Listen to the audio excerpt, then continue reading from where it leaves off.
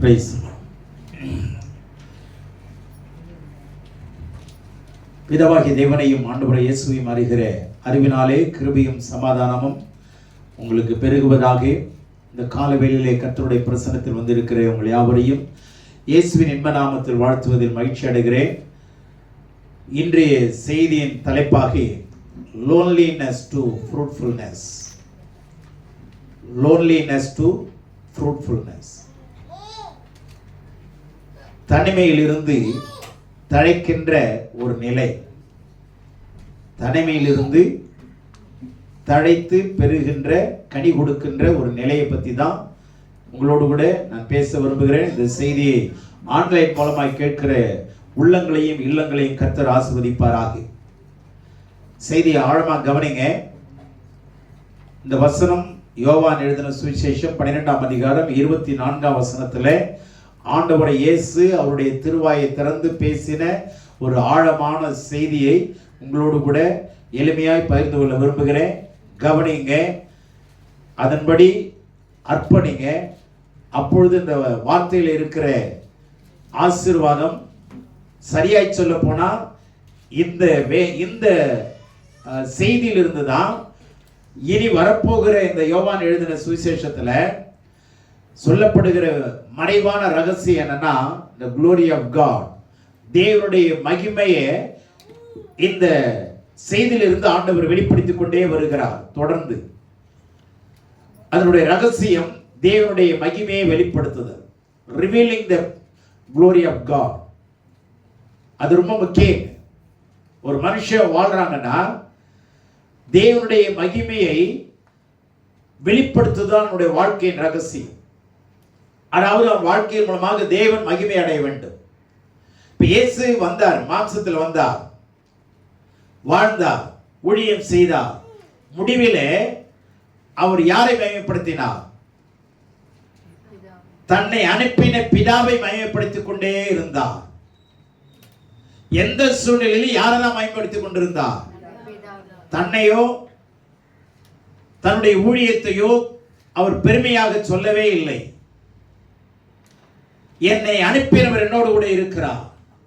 He that sent me is with me.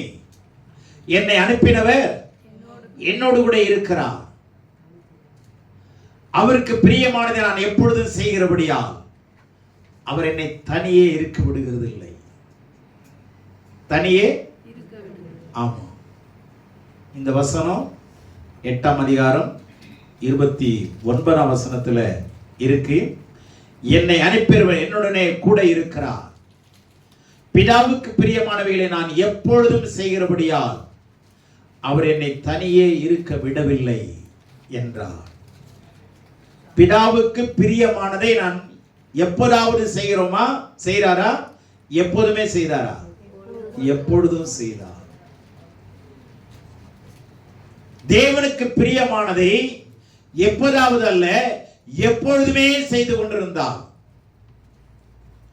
அதனால நான் தனியாகவே இல்லைன்றார். நான் தனியா இல்லை. நம்ம சுத்தி ஜனங்கள் தொடர்ந்து இருந்திருக்கலாம், கைவிடப்பட்டிருக்கலாம், தனிமையான சூழ்நிலை இருக்கலாம், தனிமையை நீங்க உணரலாம். ஆனா ஆண்டவர் இயேசு நமக்கு மாதிரியாக சொன்ன ஒரு வசனம் என்னன்னா, நான் தனியாகவே இல்லைங்க. இந்த உலகத்துக்கு தேவன் என்னை அனுப்பினார் தான், நான் தனியாக தான் வந்தேன். ஆனா பிதாவின் சித்தத்தை நான் எப்போதும் செய்யறதுனால நான் தனியாகவே இல்லை. அல்லேலூயா. என்னோடு கூட இருக்கிறார். என்னை அனுப்பினவர் என்னோடு கூடவே இருக்கிறார். எரேமியா சொல்லுகிறார், தேவன் எனக்குள்ளே பயங்கரமான பராக்கிரமசாலியா இருக்கிறார். எப்படி இருக்கிறாரு?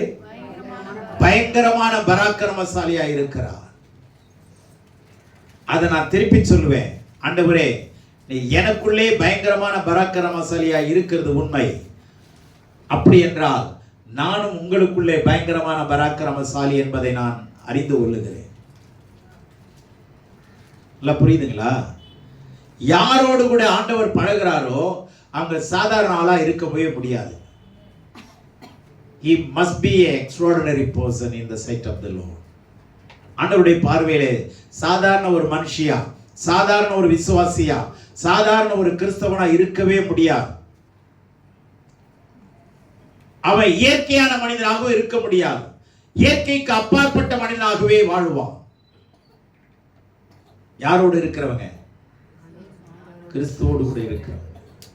பேதுருவை கவனிங்க, யோவானை கவனிங்க, யாக்கோபை கவனிங்க, பரிசுத்த பவுல் அப்போஸ்தலனை பாருங்க. 1ஆம் நூற்றாண்டில் வாழ்ந்தவங்க இன்னைக்கு 21ஆவது நூற்றாண்டுலயும் அவருடைய பேரை சொல்றோம்ல.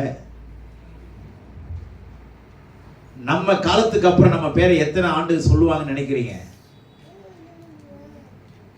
சோதர கூட்டம் நடத்துற வரைக்கும் தான்.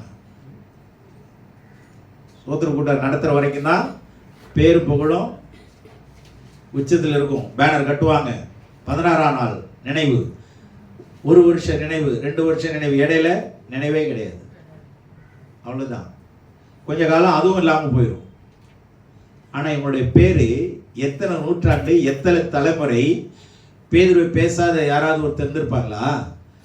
பவுல் அப்போஸ்தலனுடைய நிருபத்தை படிக்கும்போது பவுல் அப்போஸ்தலன் யாருன்னு நினைக்காம இருந்திருப்பாங்களா? இப்ப நம்ம சந்ததியில நம்மளை எத்தனை பேரு, எத்தனை நம்ம சந்ததி மாத்திரம் இல்லை, நம்மை அல்லது நம்முடைய உறவினர்கள் அல்லாதவர்கள் எத்தனை பேர் நம்மளை பத்தி பேசுவாங்க? இன்னைக்கு ஜான் வெஸ்லி மிகப்பெரிய உன்னதமான ஒரு மிஷனரி. விக்கிள்ஸ்வர்த் இங்கிலாந்து தேசத்தை அசைத்த 21 பேரை உயிரோடு எழுப்பினவர். கேத்தரின் குல்மான் 72 மணி நேரம் கையை உயர்த்தி இப்படி நின்னாங்க, பேசிட்டே இருந்தாங்க. 72 மணி நேரம் இதே எப்படி போஸ்ட் நின்னாங்களோ அதே நிலையில 72 மணி நேரம் அவங்க உடம்புல உயிர் இல்லை, உடம்பு நாரல, சிதையல. ஆனா ஆச்சரியமா இருக்கு, வெளியூர்ல இருந்தெல்லாம் ஜனங்க வர்றாங்க. எப்படி இது முடியுது?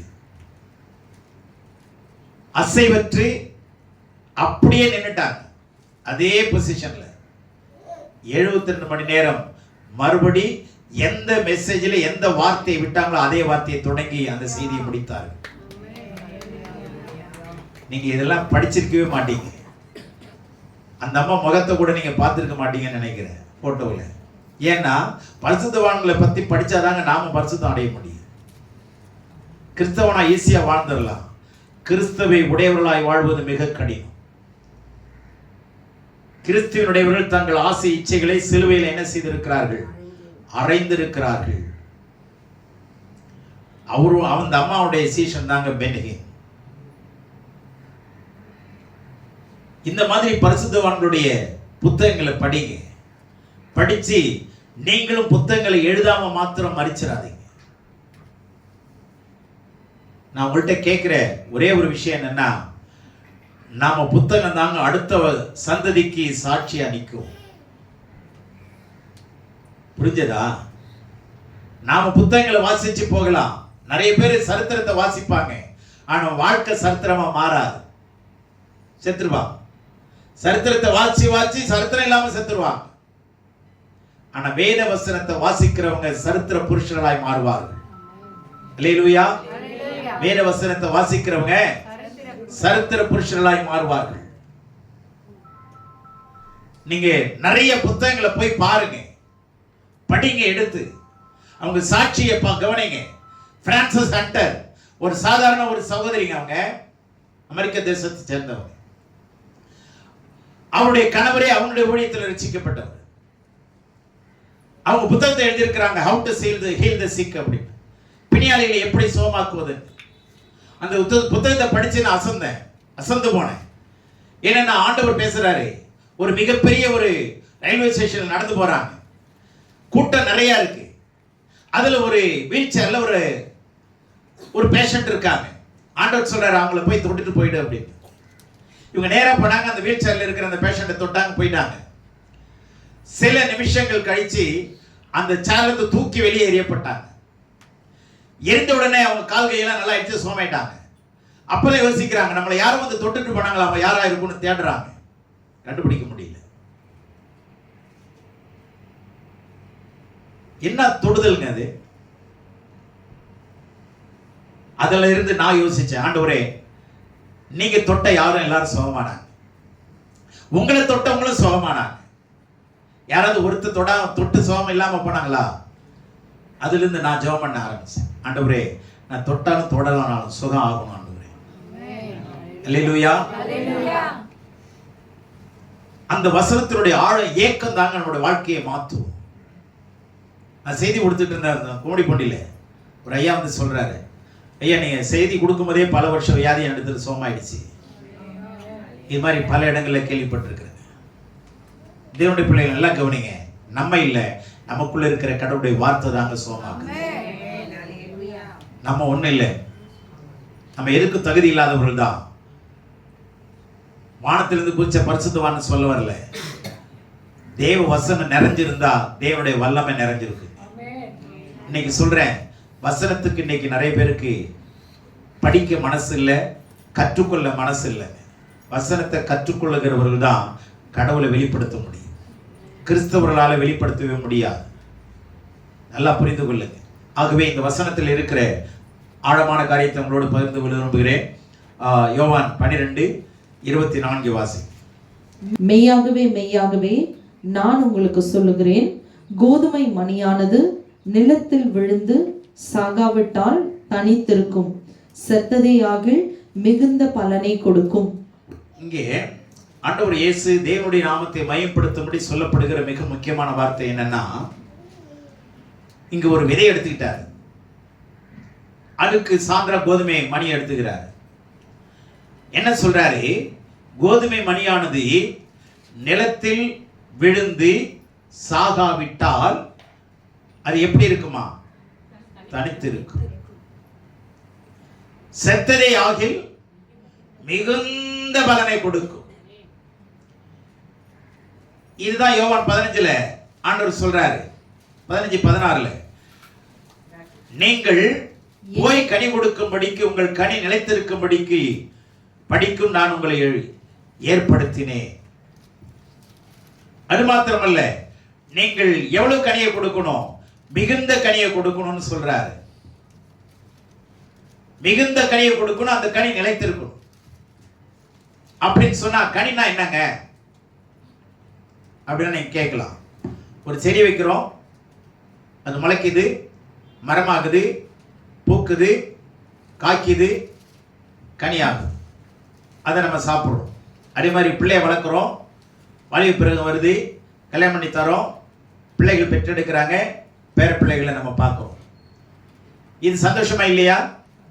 அது மாதிரி நாம கிறிஸ்துவுக்குள்ள வளரணும், வளர்ந்து கடவுள் சொல்ற மாதிரி வாழ்ந்து தேவனுடைய நாமத்தை மகிமைப்படுத்துகிறது தான் இந்த கனி கொடுக்கிற அனுபவம். எப்படி?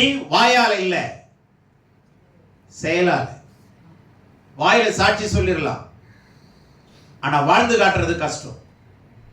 அப்போஸ்தலர் எல்லாரும், சீஷர் எல்லாரும் அவர்கள் பேசினது மாத்திரமல்ல, அவர்கள் வாழ்க்கையில இயேசுவை வெளிப்படுத்தினார்கள். அவர்கள் ஆலயத்துக்கு போனார்கள் அல்ல, அவர்களே ஆலயம் என்று ஆண்டவர் சொல்லி இருக்கிறார். நீங்களே தேவனுடைய. அப்ப நம்ம எல்லாரும் நடமாடுகிற மிருகங்கள் அல்ல, நடமாடுகிற தேவாலயங்கள். We are all mobile churches. அல்லேலூயா. நடமாடும் தேவாலயங்கள். அந்த நாட்களில் சென்னையில் பார்த்தீங்கன்னா நடமாடும் போஸ்ட் ஆஃபீஸ் இருந்தது, அஞ்சலகம், நடமாடும் நீதிமன்றம் இருந்தது. பார்த்துருக்கீங்களா? வேனை பார்த்துருக்கீங்களா? பார்த்ததில்லை.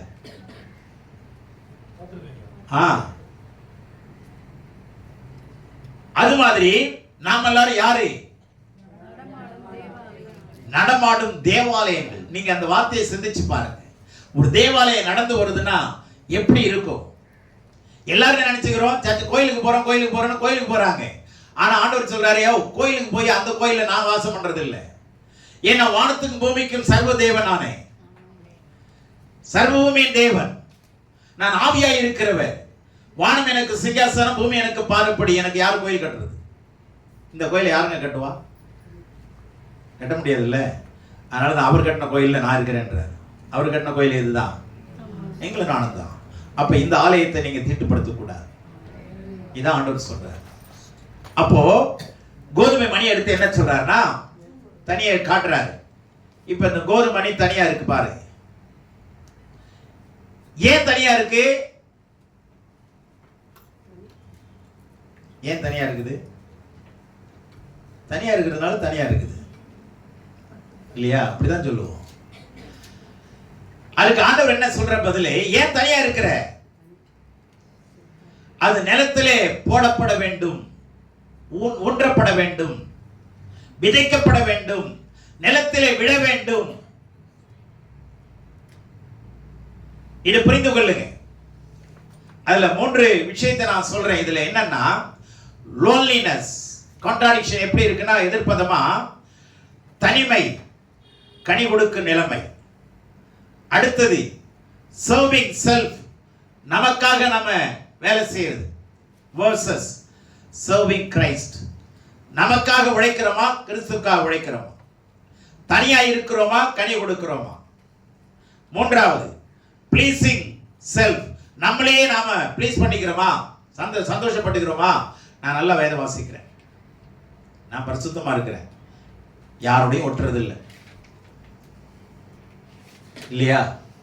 நான் உண்டு, என் வேலை உண்டு, நான் சந்தோஷமா இருக்கிறேன், என் பிள்ளைகள் சந்தோஷமா இருக்கிறாங்க, நான் நிம்மதியா இருக்கிறோம். இந்த செல்ஃப் சாட்டிஸ்ஃபேக்ஷன் அப்படி இருக்கிறோமா, அல்லது ரிசீவிங் காட்ஸ் ஹானர், தேவனுடைய கனத்தை நாம் பெற்றவர்களாக இருக்கிறோம், அல்லது தேவனால் கனப்படுத்தப்படுவர்களாக இருக்கிறோமா? தேவன் எத்தனை பேரை கனப்படுத்தினார்? அப்போ தனிமையா இருக்கிறோமா, கனி கொடுக்கும்படி நாம் வாழுகிறோமா, அல்லது தனக்காக உழைக்கிறோமா, அல்லது கடவுளுக்காக உழைக்கிறோமா? மூன்றாவது தன்னை திருப்திப்படுத்துகிறானா, தன்னையே நினைத்து சந்தோஷப்படுறானா, அல்லது தேவனுடைய கனத்தை பெற்றுக் கொள்கிறோமா? அப்படின்னு சொன்னா இப்ப நல்ல கவனிங்க. நம்மை நாமே இந்த 3லயே நீங்க வச்சு பாருங்க.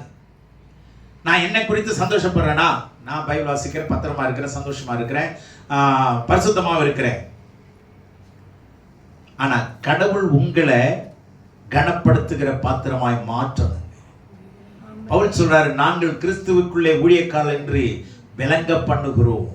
அல்லேலூயா. ஒரு தேனை வச்சுட்டா போய் எறும்புகளுக்கெல்லாம் என்ன பண்ண வேண்டிய அவசியம் இல்லை, பிரகடனம் பண்ண வேண்டியது அவசியம் இல்லை. எனக்கு பிரியமான எறும்புகளே, எறும்பு ஜாதிகளே, உங்களுக்கு ஒரு சொட்டு தேனை வைத்திருக்கிறேன், தயவுசெய்து எல்லாரும் வந்து பகிரும்படி உங்களை பணிவன்புடன் கேட்டுக்கொள்கிறேன் என்ற பிரகடனம் அவசியமே இல்லை. நீங்க தெரிஞ்சோ தெரியாமல ஒரு டிராப் விட்டுட்டீங்கன்னா அது தெரிஞ்சோ தெரியாமல அது கூட்டம் மொத்தம் வந்துடும்.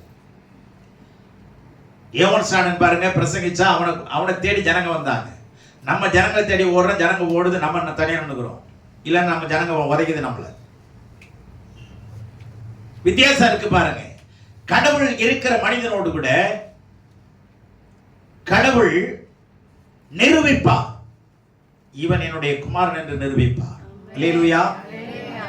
இவன் என்னுடைய நேசகுமாரன் என்று சொன்னாரா இல்லையா? இவர் என்னுடைய அந்த ஒரு கணத்தை கடவுள் உங்களுக்கு நமக்கும் கொடுப்பாரு.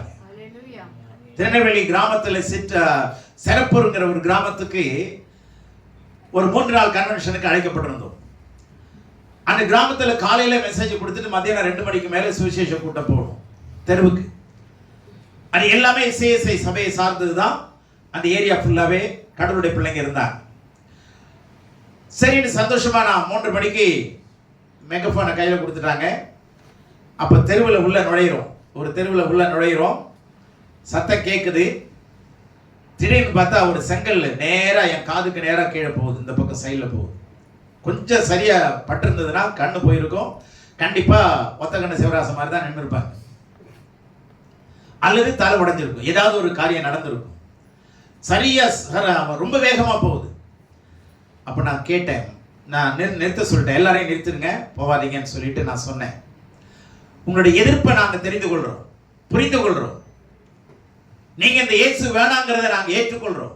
ஆனால் ஒன்று, இந்த தேசத்துல 5 வருஷமா மழை இல்லைன்னு நான் கேள்விப்பட்டேன். நீங்க எதிர்க்கிற இயேசுவின் நாமத்தினால இப்ப நான் சொல்றேன், அது நடந்ததுன்னா இந்த இயேசு உண்மையில் ஏற்றுக்கொள்ளுங்க.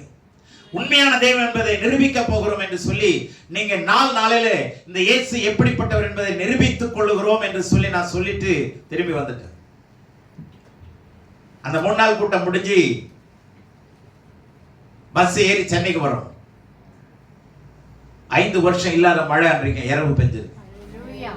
அங்கிருந்து கடிதம் வந்தது, லெட்டர். அங்கெல்லாம் போன் கிடையாது அப்பெல்லாம். ஐயா, இது வரைக்கும் இல்லாத மழை எங்க ஏரியாவில் பெரு வெள்ளக்காடா இருக்கு. நீங்க சொன்ன மாதிரியே நீங்க ஏறின அடுத்த நாள் ராத்திரி நீங்க எடுத்து அந்த ராத்திரியிலேயே ஆண்டவர் மழையை பெய்தார். இப்ப அவங்க நினைச்சிருப்பாங்களா இல்லையா, கல்லால் அடிச்சவன் கல்மழை பெஞ்சா புரிஞ்சா? நம்மளையும் கடவுள் நிரூபிப்பார். நாமும் கர்த்தரை நிரூபிக்கும் பொழுது மாத்திரம்தான் கடவுள் என்று நாம் நம்முடைய word and deeds very important. வாக்கிலும் செய்கையிலும் மோசே வல்லவனாய் இருந்தான்.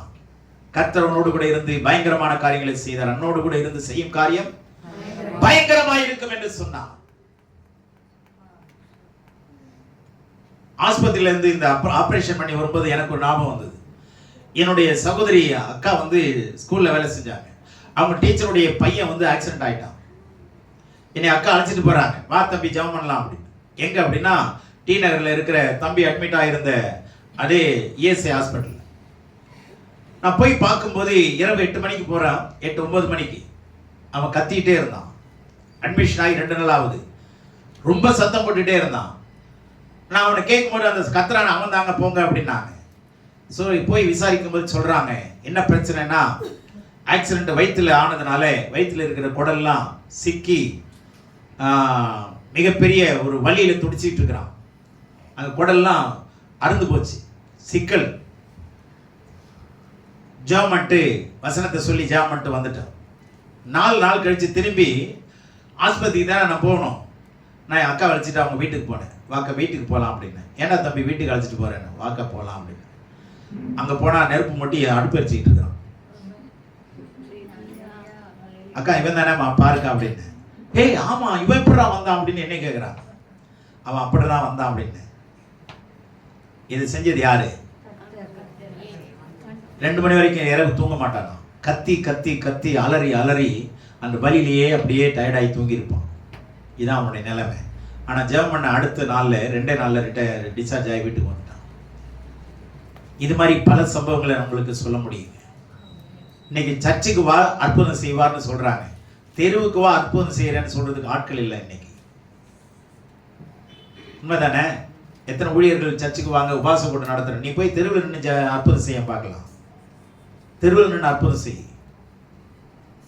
ஆண்டவர் சர்ச்சில் அற்புதம் செஞ்சது மாத்திரம் இல்லை, தெருவில் அற்புதம் செஞ்சாரா இல்லையா? அற்புதம் செஞ்சாரா? இன்னைக்கு ஏன் தெருவுக்கு வரமாட்டேன்றாங்க? வாயில வடை சுட்டுக்கிட்டு சுத்துறாங்களே ஏன்? எந்த அற்புதமாவது நம்ம வாழ்க்கையில் நடந்திருக்கா? யோசிச்சு பாருங்க. அப்போ ஆண்டவர் இதுல சொல்ற ஒரு ரகசியம் என்னன்னா, தேவனுடைய நாமத்தை மகிமைப்படுத்தணும்ங்கிறதா இதனுடைய முக்கியமான தீமை. யாருடைய நாமத்தை? அப்ப நீங்களும் நானும் வாழ்றது யாருக்காக? தேவனுடைய நாமம் மகிமைக்காக. சொல்லுங்க, தேவனுடைய நாமம் மகிமைக்காக. அதனாலதான் நான் உங்க வீடுகளில் ஜெப கூட்டத்தை ஆரம்பிங்கன்னு சொல்லியிருக்கேன். இன்னைக்கு நம்ம நிறைய வீடுகளில் ஜெப கூட்டத்தை ஆரம்பிச்சிருக்கிறீங்க, ரொம்ப சந்தோஷம். வீடுகள் தோறும் ஜெப கூட்டம் நடந்ததா இல்லையா? நீங்க எத்தனை வீட்டுல ஜெபமே நடத்தாம இருக்கிறீங்க? அது நரகங்க. நல்லா புரிஞ்சுங்க. We are living in bloody hell. நரகத்துல நம்ம துதித்துக் கொண்டிருக்கிறோம். ஆனால் நரகத்தை பரலோகம் மாத்துறதுதான் தேவனுடைய திட்டம். தீர்க்கதரிசன புத்தகத்தில் என்ன சொல்லுதுன்னா, ஒரு தேவனுடைய மனுஷன் தேவனுடைய சித்தத்தை எங்க செய்வானா? சொல்லுங்க பார்க்கலாம் அந்த வசனம். தேவனுடைய சித்தத்தை ஒருவன் எங்க செய்வான்னு எழுதியிருக்கு. இந்த வசனம் எத்தனை பேருக்கு தெரியும்னு தெரியல. தேவனுடைய சித்தத்தை எங்க செய்வானா? தெரியல. இல்ல பைபிள்ல. உங்களுக்கு அதெல்லாம் தெரியாம இருக்கிறீங்க. பைபிள்ல தான் இருக்கு. சரியா? நல்லா கவனிங்க. தேவனுடைய சித்தத்தை பாபிலோனிலே செய்வான். பாபிலோன்னா எங்கங்க இருக்கு? தேவனுக்கு விரோதமான இடங்க. தேவனுடைய பிள்ளைகளை சிறைப்படுத்தின ஒரு மகா சர்வாதிகாரி யாருன்னா நேபுகாத்நேச்சார் அவனுடைய தேசத்துல போய் தேவனுடைய சித்தத்தை செய்யறவன் தான் தேவனுக்கு பிரியமானவன். ஏசாயா தீர்க்கதரிசி 48 அதிகாரம் 14 வசனத்தை வாசிக்கிறேன். நீங்கள் எல்லாரும் கூடி வந்து கேளுங்கள், கர்த்தருக்கு பிரியமானவர் யாரு? those who pleases God. கர்த்தருக்கு பிரியமானவன் அவருக்கு சித்தமானதை பாபிலோனில் செய்வான். என்ன லோன்? நம்ம பேங்க் லோன் எடுத்துட்டு ஆண்டவரே இந்த லோன்ல இருந்து வெளியே வரணும், ஆண்டவரே லோன்ல இருந்து வெளியே வரணும், லோன்ல இருந்து வெளியே வரணும். ஆனா கர்த்தருக்கு பிரியமானவன் எந்த லோன்ல இருப்பானா? பாபிலோனில் அவருக்கு பிரியமானதை செய்வான். என்ன அருமையான வார்த்தை.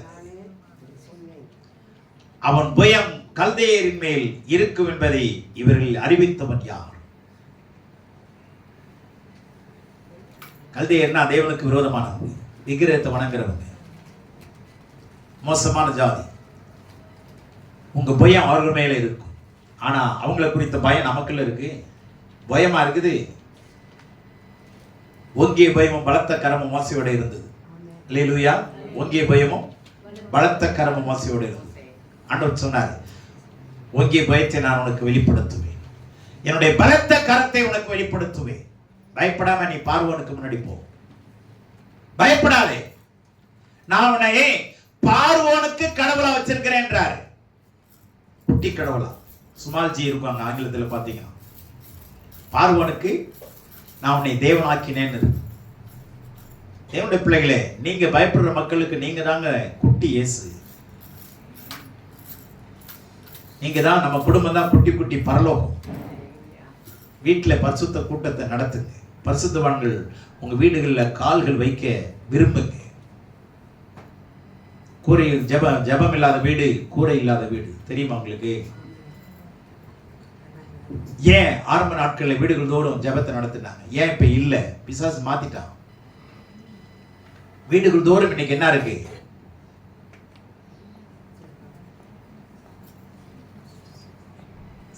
டிவி இல்லாத வீடு உலக வீட்டுல யாருமே இல்லைங்க. சின்னோண்டு குட்டியோண்டு குடிசை விடுங்க, இந்த தெருவில் எல்லாம் போய் பாருங்க, உள்ள டிவி இருக்கு. என்ன டிவிங்க அது பேரு? LED TV. அது சாதாரண டிவிலாம் இருக்காது, அந்த காலத்து டிவிலாம் கிடையாது. எங்கள் வீட்டில் பாருங்கள் 28 வருஷம் ஆச்சு. 1997 நான் இன்ஸ்டால்மெண்ட்டில் என் ஃப்ரெண்டு வாங்கி கொடுத்தாருன்னா நான் தான் கட்டினேன். அவர் இழுத்துட்டு போய் கண்டிப்பாக உங்கள் வீட்டுக்கு வேணும் அப்படின்னு சொல்லி வாங்குறதுக்கு உதவி பண்ணார். 28 வருஷம் ஆகுது, இன்னும் ஓடுது. ஆலையா அவருக்கு தெரியும். ஏதாவது ஒன்றுனா எப்பயாவது ஒன்று வந்து பார்த்துட்டு போவார். இன்னைக்கு டிவி இல்லாத வீடு இருக்கு. வீடு இருக்கா? இல்லவே இல்லை. ஆனால் ஜெபம் இல்லாத வீடை போய் பாருங்க. இந்த வருஷம் 8 மாசமா கடவுள் காப்பாத்தினார்ல. எத்தனை இடத்துல நம்ம வீட்டில் ஜெபத்தை நடத்திருக்கிறோம். பக்கத்தில் வீட்டில் நீங்க கிறிஸ்தவங்கன்னு எத்தனை பேருக்கு தெரியும்? உங்க ஏரியாவில் ஊழியக்காரன்னு தெரியுதா உங்களை? உங்க வீட்டுக்கு ஜெபம் பண்ண வர்றாங்களா? நீங்க ஒரு பிசிஷியன் வைங்க, ஒரு டாக்டர்னு வைங்க, உங்க ஏரியாவில் ஒரு போர்டை போட்டீங்கன்னா வருவாங்களா இல்லையா? போர்டே போடல. டாக்டர் வந்திருக்கிறான்னு தெரிஞ்சதுன்னா கண்டிப்பா வந்து கேட்பாங்களா இல்லையா? இவர் போய் கூப்பிட வேண்டிய அவசியம் இல்ல. தேவனுடைய பிள்ளைகளே, நீங்க உண்மையான கிறிஸ்தவர்களா இருந்தா அவங்க வீடு தேடி ஜெபம் பண்ண வருவாங்க. இதாங்க ரகசியம். கடவுள் உங்களோட இருக்கிறார்னா உங்க வீட்டுக்கு 4 பேர் ஜெபம் பண்ண வரணுங்க. நாங்க வாக்கிங் போகும்போது நிறைய கிளினிக்கை பார்ப்பேன். ஒரு கிளினிக் ஆரம்பிச்சு 1 மாசம் வந்து 2 பேர் கூட அங்க நின்னுதை நான் பார்த்ததே இல்லை. நான் நினைச்சேன் சீக்கிரம் இந்த கிளினிக்கை மூடிட போறாங்க. இது வரைக்கும் நான் ஒரு ஆள் கூட அங்க உட்கார்ந்து நான் பார்த்ததே இல்லை. இப்ப என்ன நிலைமை? அது என்ன பண்றது?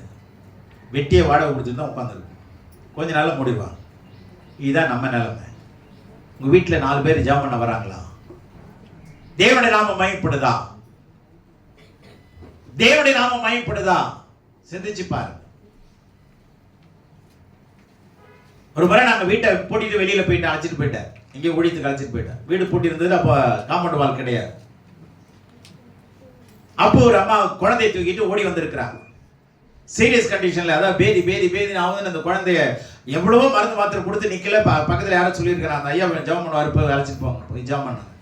வந்த நாங்க இல்லை. சரி, வராண்டாவில் கொஞ்ச நேரம் அந்த குழந்தைய போட்டிருக்காங்க, வெயிட் பண்ணியிருக்காங்க நான் வருவோன்னு.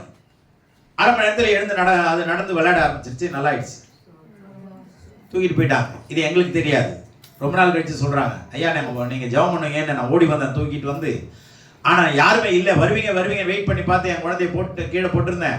கொஞ்ச நேரம் கழிச்சு திரும்பி பார்க்குறேன், எழுந்து உட்காந்து விளையாண்டுட்டு இருக்குது. யார் சுகமாக்குனது? நம்ம வீட்டில் இருந்த கடவுளுடைய சமூகம், தேவனுடைய பிரசம். விசுவாசிங்க. இந்த கோதுமை மணிங்கிறது நீங்களும் நானும் தான். கோதுமை மணிங்கிறது யாரு? நீங்களும் நானும் தான். இப்ப இந்த மணி என்ன ஆகணும்? தேவனுடைய நாமத்தை மயப்படுத்தணும். சரிங்களா? அப்ப தேவனுடைய நாமத்தை மயப்படுத்தணும்னா என்ன செய்யணும்னா, விழுந்து நிலத்துல சாகணும். அதனால 3 விஷயத்தை சொல்றேன், நல்லா கவனிச்சுங்க. ஆண்டவருடைய விஷயம் இங்க பின்னாடி இருக்கு, அதை நான் சுருக்கமா சொல்றேன். அவருடைய நாமம் மகிமைப்படணும்னா, ஒண்ணு, தேவனுடைய நாமத்தை இயேசு எப்படி மகிமைப்படுத்தினார்னா அவருடைய மரணத்தினால ஒன்று, இரண்டாவது அவருடைய அடக்கத்தினால, மூன்றாவது அவருடைய உயிர்த்தெழுதலினால. இந்த 3 தேவனுடைய நாமத்தை இயேசு மகிமைப்படுத்தினாரா இல்லையா? பிதாவானவர் எதுக்கு இயேசு அனுப்பினாரு? சிலுவையில ரத்த சிந்தனை ஒண்ணுதான். சிலுவையில ரத்த சிந்தனை ஒண்ணுதான், பாடுபடணும் ஒண்ணுதான். இப்ப நம்ம என்ன ஜெபம் பண்றோம்? 27 ஒரு வார்த்தை இருக்கு பாருங்க. இப்பொழுது என் ஆத்துமா கலங்குகிறது, நான் என்ன சொல்லுவேன்? தேவனுடைய பிள்ளையே, ரொம்ப கவலையா இருக்கு பிரதர். என் குடும்பத்தில் எவ்வளவு பிரச்சனை. என் பிள்ளைங்க ஊழியக்காரர்களா வருவான்னு நினைச்சேன், வரல. வீட்டுக்கு ஒரு மரம் வளர்ப்போன்றாங்க, ஆனா வீட்டுக்கு ஒரு ஊழியக்காரர்களை ஏற்படுத்துறோமா?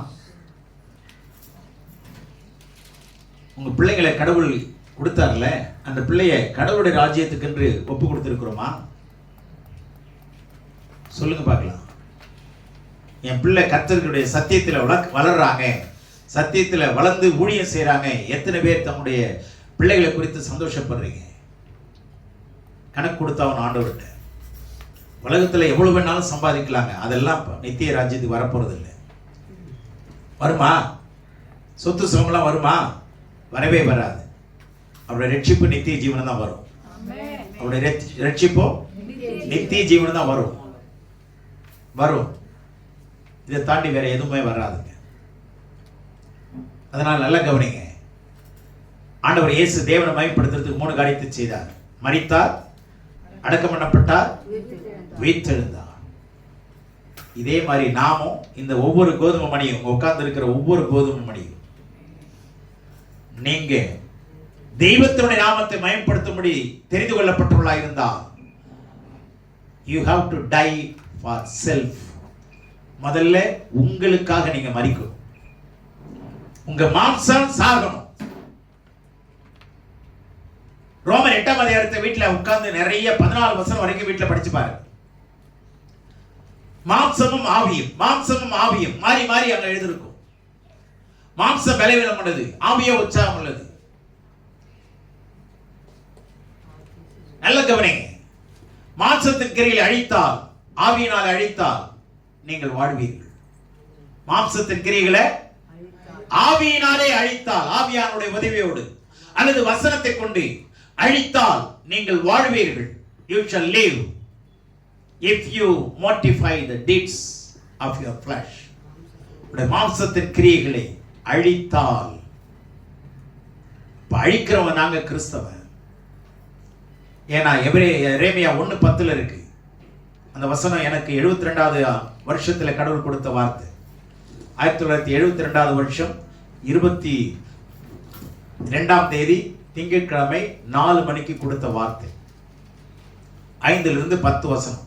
நான் டேட்டு டைம் வரைக்கும் சொல்றேன் பாருங்க. ஏன்னா கடவுள் பேசினது என்றைக்கு மறக்க முடியாது. மோசே கண்ட தரிசனத்தை என்னைக்காவது மறந்துடுவானா?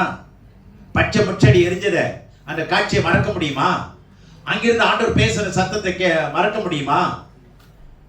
1972 22ஆம் மே மாதம் 22ஆம் தேதி சாயந்தரம் 4 மணிக்கு, ஏன்னா 10 மணி நேரம் ஜெபம் பண்ணிட்டு இருக்கோம். 4 மணிக்கு கர்த்தர் கொடுத்த வார்த்தை.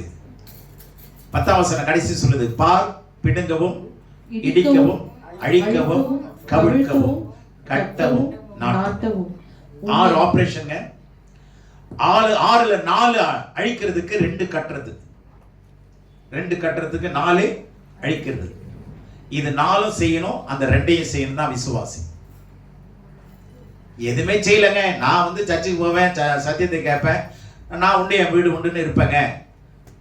அடிக்கிறதாவது, புடுங்கிறதாவது, வைக்கிறதாவது, நாட்டுறதாவது எல்லாம் நாட்டிக்கிட்டு போயிட்டே இருக்கு.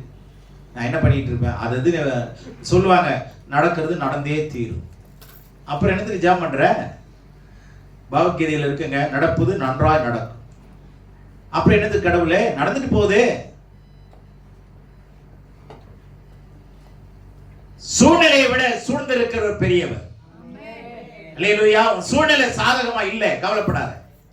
சூழ்ந்திருக்கிறவரை பாரு, சூழ்நிலையை மாற்றி அமைக்க அவர் உனக்கு சொல்லி தருவார்.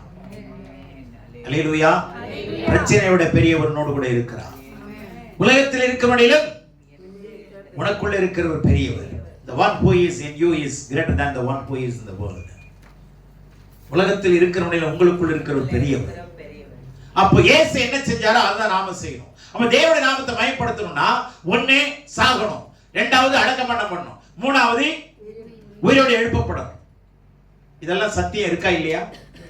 மாம்சத்துக்கு சாகு, 2வது அடக்கம் பண்ற வரைக்கும் அடங்கி இருக்கு. அடக்கம் பண்ற வரைக்கும் அன்னை தெரேசா சொல்றாங்க, குழியில இறக்குற வரைக்கும் இறக்கமா இருங்க.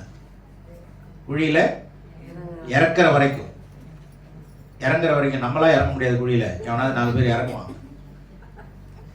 குழியில இறக்குற வரைக்கும் இறக்கத்தோடு, உறக்கத்தோடு இருக்காது.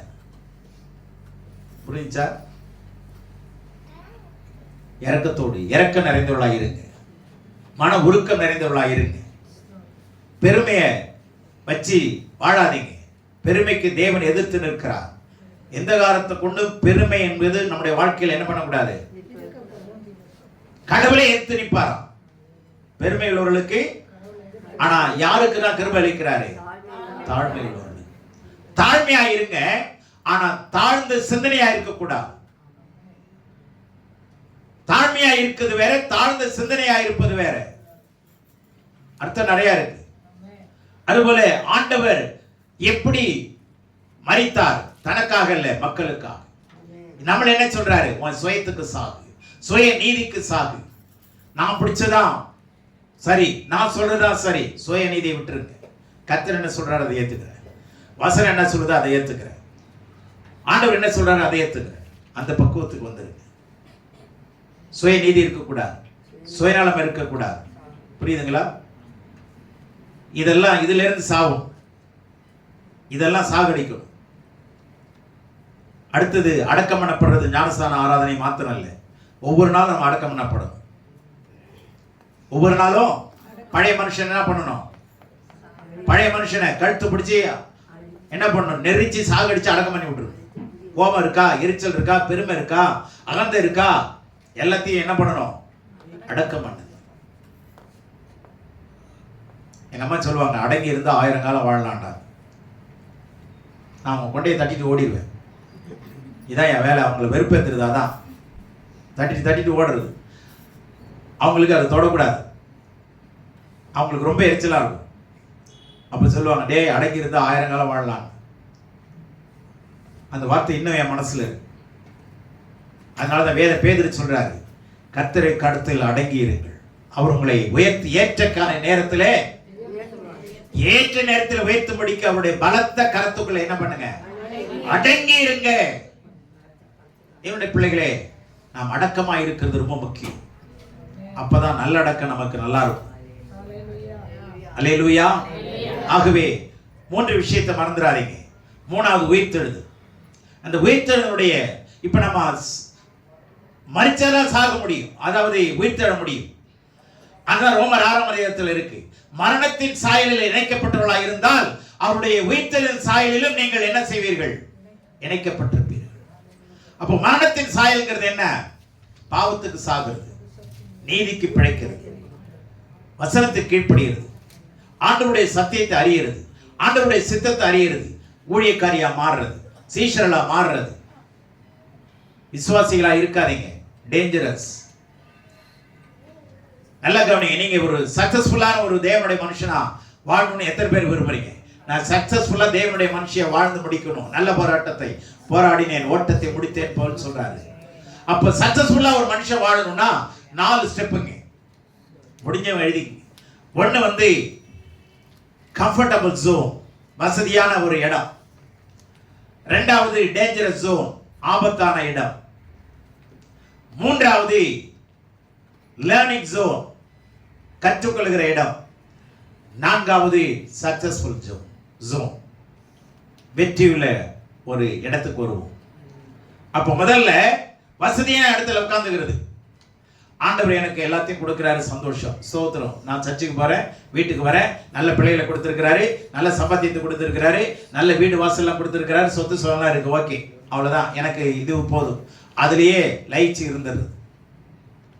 அப்படியே இருந்தா சக்சஸ்ஃபுல்லான மனுஷனா மாற முடியாது. ரெண்டாவது எங்க வரணும்? ஏன் டேஞ்சரஸ் ஜோன் என்ன? இப்போ உங்களுக்கு ஒரு விஷயம் தெரியலன்னு வச்சுங்க, ஒரு வேலை தெரியல, அந்த வேலையில பிடிச்சி தள்ளியாச்சு, உங்களை பயம் வருமா வராதா? ஐயோ என்ன பண்றது நமக்கு தெரியலையே, அதுதான் டேஞ்சரஸ் ஜோன். பயம் வரப்ப என்ன பண்ணுவீங்க தெரியுமா? பக்கத்துல ரொம்ப நெருக்கமானவங்கள்ட்ட போய் இது எப்படி செய்யுது கொஞ்சம் சொல்லிவிட கேட்போமா இல்லையா? அதான் லேர்னிங் ஜோன். நீங்க கத்துக்கணும், கடவுளத்துல ஆண்டோடைய வார்த்தையை கத்துக்கணும். கத்துக்கிட்டீங்கன்னா உங்களுக்கு பயம் போயிடும். கத்துக்கிட்டோன்னா என்ன ஆயிடும்? இப்ப கூட அந்த வேலையை நான் பாக்குறேன் அப்படின்னு தைரியத்தோட கேட்போம் இல்லையா? அப்ப லேர்னிங் ஜோனுக்கு வரணுங்க. எந்த ஒரு விசுவாசி எங்க வரணும்? கற்றுக் கொடுக்கிறேன், வாங்க வாங்க வாங்க வாங்கன்னா 4 பேர் தான் வரீங்க, மீதி யாரும் வரதில்லை. ஆனா ஒரு நேரம் வரும், கத்துக்காம போயிட்டனே, இப்ப என்ன ஜெபம் பண்ணுவீங்க? அவர் என்ன ஜெபம் பண்ண சொல்றாரு பாத்தீங்களா? 27ல என்னை ரட்சியும் என்று சொல்வேனா அல்லது இதற்காகவே இந்த வேலைக்குள் வந்தேன் என்று சொல்வேனா? 2 டைப் ஆஃப் பிரேயர். அது அப்புறம் சொல்றேன். என்ன ஜெபம் பண்ணுவீங்க? ஆண்டவரே இதுல இருந்து என்னை ரட்சியும்னு ஜெபம் பண்ணுவீங்களா? பண்ண முடியாது.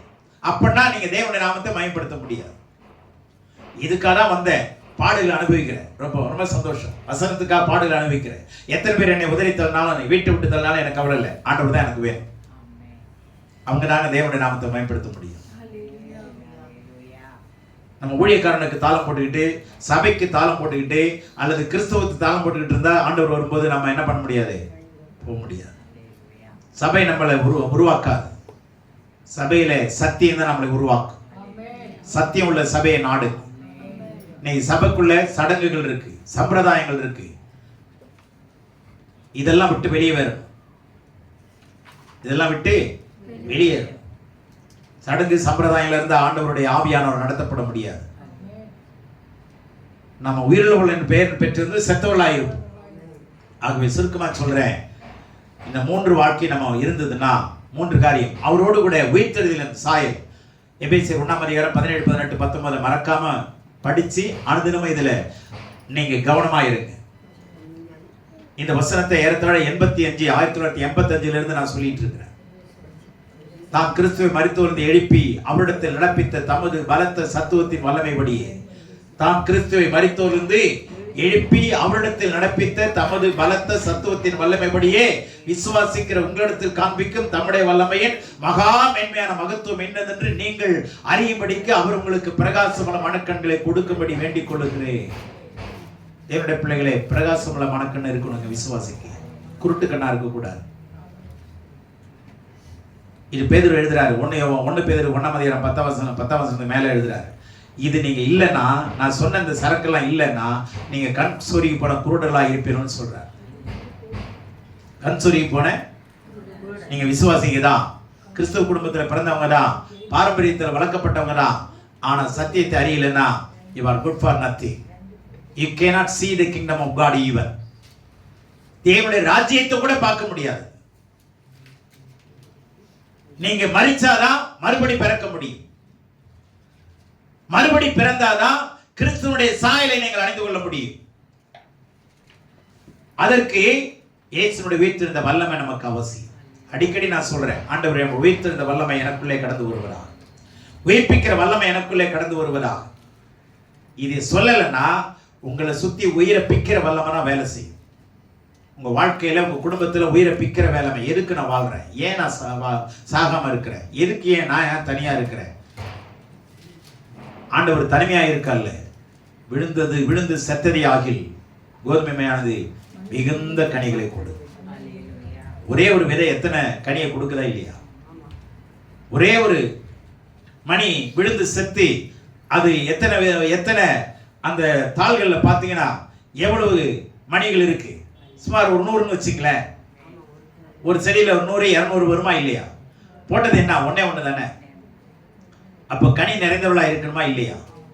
தனியா இருக்கிறது பெற்றா? ஆனா ஆண்டவர் சொல்றாரு இஸ்ரவேல் தனித்து வாசம் பண்ணுன்றாரு. அதனுடைய அர்த்தம் வேற. தனித்துனா என்னன்னா உலகத்தோடு இணையாம ஜனங்கள் எல்லாம் ஒன்றா தேவனுடைய பிள்ளைகள் ஒன்று கூடி வாசம் பண்ணுவார்கள். ஆமென். ஆகவே தேவனுடைய பிள்ளையே, உங்க வீட்டுல ஆண்டவர் இருக்கிறார்னா ஜனங்கள் வரணுங்க, விடுதலையாக்கப்படும். தேவன் உயிரோடு இருக்கிறார் என்று நீங்கள் உங்கள் வாழ்க்கையில குடும்பத்தில் நிறைவேற்றணும். அதுக்காக தான் உங்க குடும்பத்தில் ஜெபத்தை ஆரம்பிங்கன்ற. மீதியான பேரும் ஆரம்பிக்க பாருங்க. இது ஒரு தீர்க்கமான செய்தியை நான் கொடுக்கிறேன். தயவுசெய்து நீங்கள் அவருடைய மரணத்தோடு இணைஞ்சு கொள்ளுங்க, அவருடைய அடக்கத்தோடு இணைஞ்சு கொள்ளுங்க, அவருடைய உயிர்த்தெழுதலில் பங்காளர்களாய் மாறுபடி செய்யுங்க. உயிர்த்தெழுந்த வல்லமை ஒவ்வொருத்தருக்கும் அவசியம். பேதுருடைய வாழ்க்கையில உயிர்த்தெழுந்த வல்லமை எப்ப இறங்குது? பெந்தெக்கோஸ்தே நாள் வந்தபோது. அப்போஸ்தலர் 2ஆம் அதிகாரத்தில். புரிஞ்சதா? நீங்க அபிஷேகம் பெற்றவர்களாய் இருக்கணுங்க. கிறிஸ்தவர்களாய் இருப்பது பிரச்சனை இல்லைங்க, ஈஸியா வாழலாம். அபிஷேகம் பெற்றவர்களாய் இருக்கும். பவுல் சொல்றார், நான் உங்களை விட அதிகமா அந்நிய பாஷை பேசுறேன். நம்ம என்ன பண்றோம்? அந்நியர் பாஷையை பேசிட்டு கிடக்குறோம். அந்நிய பாஷை பேசுறதே இல்லை. அது எதுக்கு பேசணும்? ஏன் பேசணும்? வேலை தெரியாம கேட்கிறவங்க கேள்வி ஏதோ வளர்றாங்க, அப்புறம் தெரியும் வளர்றாங்களா இல்லையா. அன்னைக்கு அப்போஸ்தலர் நாட்கள்ல நடந்ததெல்லாம் ஏன் நடந்தது? இதெல்லாம் நீங்க வேதத்தின்படி கற்றுக்கொண்டீங்கன்னா தான் நல்லா இருக்கும். ஆகவே தேவன் தாமே இந்த செய்தி மூலமாக நம்மோடு பேசுவாராக. இந்த மணியை, கோதுமை மணியை வைத்து மிகப்பெரிய சத்தியத்தை சொல்லுகிறார். ஆகவே தயவு செய்து நன்றாக கவனித்துக் கொள்ளுங்க. பிலிப்பியர் 3ஆம் அதிகாரத்தை 10 வசனம் 12 வசனம் வரைக்கும் படிச்சு பாருங்க. 14 வசனம் வரைக்கும் படிச்சு பாருங்க. அங்க மரணத்தை பத்தி சொல்றாரு, உயிர்த்தெழுதல் பத்தி சொல்றாரு. 10ஆம் வசனத்துல மரணமும் உயிர்த்தெழுதல் ரொம்ப முக்கியங்க. இயேசு மாத்திரம் மரித்து மண்ணோடு மண்ணா போயிருந்தா கிறிஸ்துவ என்னைக்குமா செத்து போயிருக்கும். ஆனால் இன்னைக்கு கிறிஸ்துவ உயிரோட இருக்கிறது காரணம் என்னன்னா அவருடைய உயிர்த்தெழுதல். ஏன்னா எல்லாரும் வாழ்ந்தாங்க, புத்தர் வாழ்ந்தாங்க, எல்லா தேவர்களும் வாழ்ந்தாங்க. ஆனா செத்து போயிட்டாங்க, இன்னைக்கு மண்ணுக்குள்ள இருக்கிறாங்க. ஆனா இயேசுநாதர் ஒருத்தர் தாங்க மண்ணுக்குள்ள இல்ல. அவருடைய கல்லறை இன்னைக்கும் சாட்சி கொடுக்கிறது. அல்லேலூயா. ஆகவே அவர் உயிர்த்தெழுதலுடைய அந்த வல்லமையிலே பங்கடையுங்கள். கர்த்தர் தாமே உங்களை ஆசீர்வதிப்பாராக. ஆமென்.